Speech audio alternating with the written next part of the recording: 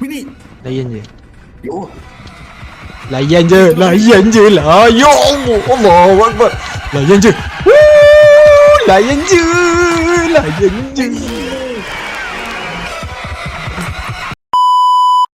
Mana bilik tu ah? Ni eh? Ni ke? Bukan. Oh ya Allahu Akbar. Kejut lah. Cerita ni. Tekan hok mana? Tekan. What? Assalamualaikum. Salam. Ya apa benda? Ya Allah Akbar. Bunyi apa tu? Tak nak.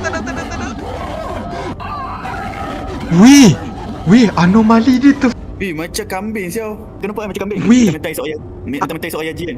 Anomali dia bentuk anjing kepala orang. Ni ada air. Ambil dia, ada torchlight, ambil dia. Tukar. Nasib baik torchlight dia tak bagi bateri. Kalau bateri habis. Aku nampak kau mah. Pergi sana please. Tolonglah, dahi kau dengan dahi aku sama. Baik Syama.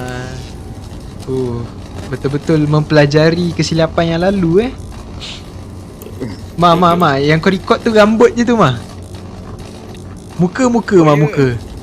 Okay, sabar. Makin lama aku tengok macam nak menerap tu. Sekejap, maksudnya dia nak apa sebenarnya? Sekejap, baik paper tu balik. Paper. Tak faham. Kenapa? Vending machine ada berapa ke apa sekarang ni? 1, 2. Ni, aku dapat. 3, 4. Faham? Aku dapat. Okay, besar. Oh, kira ni kot. Kira kerusi. 4 ke 5, ya Allah. 1, 2, 3, 4, 5. Water dispenser 5. Buku. 1, 2, 3, 4. Buku 4 tadi, buku 4. Dah. Kerusi 1, 2, 3, 4, 5, 6, 7. Kerusi 7. Okay. Meja 1, 2. Dah buka lah weh. Ya, jom. Pintu dah buka. Aduh.